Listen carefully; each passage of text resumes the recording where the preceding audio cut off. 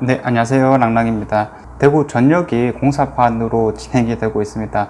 어딜 가도 아파트가 새로 지어지고 있다는 것을 확인할 수가 있는데, 이 재건축 재개발과 관련해서 또 이제 새로운 내용이 하나 나오게 되었습니다. 바로 지역 건설사에 있어서 이 인센티브 부여하는 것에 대해서 조금 완화를 하겠다라는 내용이 있거든요. 그래서 그 내용들을 간단히 한번 살펴보도록 하겠습니다. 기사 제목으로는 인센티브를 높인다 이렇게 표현이 되어 있지만, 실제로는 인센티브 같은 경우에는 2018년부터 이미 높아져 있는 내용이었고요. 대구시 공고 제2018-228호에 나와 있습니다. 자, 인센티브에 대해서는 지역업체 참여 비율에 따라서 용적률 최대 23%까지 인센티브를 부여하겠다라는 내용이거든요. 이것은 상업지에도 동일하게 적용이 되었습니다. 그래서 어느 정도 비율로 지역건설업체가 들어가야지 인센티브를 부여할 수 있느냐 한번 살펴봤더니, 지역업체가 50% 이상만 참여하게 된다면은 20%까지 다 주도록 할게 라고 하는 겁니다. 그러한 것들이 조금 더 현실적으로 반영될 수 있도록 절차를 수정하겠다라고 하는 상황이거든요. 대구시는 23일 지역건설업체 용적률 인센티브 조건부 허가제 및 정비사업 통합심의제를 확정 4월부터 시행한다라는 내용인 거고요. 자, 이제까지는 시공사 선정 후에 지역 건설사에 대한 용적률 인센티브를 적용시킬 수 있었는데, 이런 것들을 시공사 선정 전부터 인센티브를 적용할 수 있도록 하였습니다. 사실 시공사 선정 전에 조감도 같은 것들을 보여주면서 거기에 살고 있는 조합원들을 설득해야 되는데 그것이 안 되었었잖아요. 그래서 당연히 메이저 건설사를 선택할 수밖에 없었던 그런 현실이란 건데, 실질적으로 2014년부터 분양시장을 한번 살펴본 결과 한 87% 정도가 외부 메이저 업체들이 다 따갔다라는 거죠. 어떻게 보면은 좀 쭈구리 역할이었다 이렇게 볼 수가 있었습니다. 자, 이런 것들을 이제 완화하고자 하는 거였는데, 조합원들이 조금 고민을 하게 되겠죠. 먼 미래를 봤을 때 메이저 업체로 갈 것이냐, 아니면 지금 당장 가성비 같은 것들을 생각하면서 지역 업체로 갈 것이냐. 지역 업체라고 한다면은 대표적으로 화성, 서한,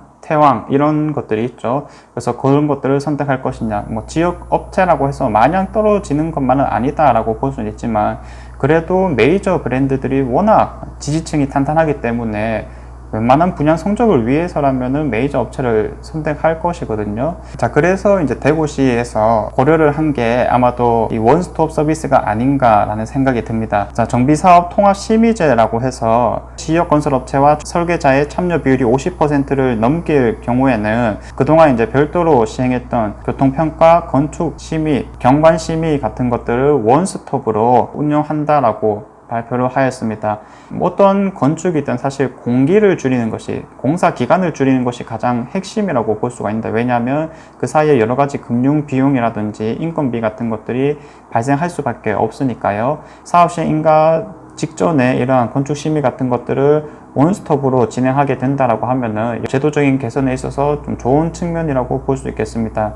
그렇다면 결국 핵심이 되는 게, 지역 건설 업체들이 50% 이상만 참여한다면 이러한 원스톱 서비스라든지 인센티브 부여라는 것이 있기 때문에, 아마도 메이저 업체랑 그리고 지역 건설 업체들이 좀 합작하는 컨소시엄 형태의 건설들이 앞으로 조금 더 늘어나지 않을까라는 생각이 듭니다. 자, 왜냐라고 한다면 그래도 아직까지는 지역 건설 업체의 역량이 많이 부족하다는 측면이 있어요. 또 다른 기사를 한번 살펴봤을 때, 자, 시공능력 합계를 따져보았을 때 대구 지역 건설 업체 시공능력 합계는 4조 3천억 정도 되거든요. 그런데 광주 같은 경우에는 6조 900억 정도, 그리고 전남은 19조, 전북은 5조, 자, 요 정도에 달하다 보니까 한참 못 미치는 수준이 아닌가라는 생각이 들고요. 부산과 비교해봐도 11조인데 반도 안 되는 수치인 거예요. 그리고 업체 수와 보유 기술자도 상당히 부족하다라고 하고 있는 상황인 거거든요. 지역 건설사로만 가기에는 아직까지는 현실적인 무리가 있다라고 보여지는 거고요. 그렇다면은 이것들을 좀 인정하고 차라리 조금 들러리의 느낌이 된다 하더라도 같이 진행되게끔, 서로 영향을 받을 수 있게끔 해서 일단은 몸집을 불려나가자라고 하는 그러한 제도 개선안이 아닌가라는 생각이 듭니다. 자, 그래서 앞으로 이제 새롭게 지어질 재건축 재개발 단지 같은 경우에는 메이저 건설사 그리고 지역 건설업체 이렇게 이제 같이 병행하는 게 조금 더 생기지 않을까라는 기대심이 만들어지는 거고요. 이렇게 용적률 20% 늘어나는 게 대체 얼마만큼의 효과가 있는 것이냐 한번 살펴볼 필요는 있겠죠. 그래서 뭐 아주 간단하게 동계산을 해보자고 하면 기존의 5만 제곱미터 부지에 현재 1000세대 정도 되는 재건축 대상 단지가 있다라고 했을 때 3종 일반 주거 지역이라면 자, 이 건폐율 용적률 같은 경우에는 건폐율이 50% 미만으로 진행이 되는 거고요. 용적률 같은 경우에는 200에서 300% 이런 식으로 이제 진행이 되는 거거든요. 여기서 용적률을 20%까지 더 올려주겠다라고 하는 거니까 기존에 5만 제곱미터라면은 실제로 1만 제곱미터를 더 올릴 수도 있다. 이렇게 이제 가정을 할 수가 있습니다. 자, 1만 제곱미터 같은 경우는 그러면 우리가 84 타입으로 짓는다라고 했을 때는 어느 정도 세대수를 더 지을 수 있겠느냐. 자, 나누기 하면 되겠죠. 나누기 84제곱. 자, 이렇게 가면은 계산했을 때 119세대가 나옵니다. 대략적으로 120세대라고 칭할 수는 있는 거겠죠.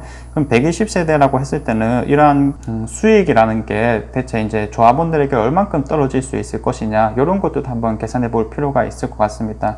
자, 보통 뭐 조합원 분양가 평당 얼마, 그리고 분양가격 평당 얼마, 이런 표현들 많이 쓰는 거잖아요. 조합원들 같은 경우에는 공사비 정도로 해가지고 이제 분양가가 책정이 되는 거기 때문에 결국 일반 분양가와 조합원 분양가를 뺀 순수 이익 부분을 계산해 보면 되는 거겠죠. 요즘 뭐 84 타입 나오는 게 6억 정도라고 하고, 이러한 조합원들의 분양 가격을 평당 한 1300 정도를 잡아서 4억 5천 정도 수준이라고 잡았을 때 실제로 순수익이 1억 5천이라고 볼 수가 있는 거잖아요. 한 세대당 1억 5천 정도, 이렇게 이제 순수익을 가져갈 수 있다라고 치면 120세대가 늘어난다라고 했을 때 180억 정도 이익이 발생할 수 있는 거거든요.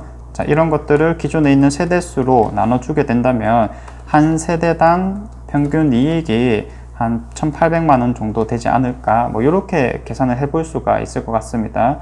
그래서 단순하게 세대수가 늘어난다, 그리고 그 늘어나는 것으로 인해서 일반 분양 물량이 많아지게 되는 거고요. 일반 분양 물량이 많아지게 되면은 또 그만큼 한 세대당 돌아갈 수 있는 금액들이 많아진다. 뭐 이것들을 정말 현금으로 쥐어주진 않을 거지만 그만큼 분담금이 조금 줄어들 수 있다는 점, 그리고 여러 가지 조경이라든지 단지 내부의 환경들이 조금 더 완화될 수 있다는 점, 간접적인 효과로 드러나지 않을까라는 생각이 듭니다.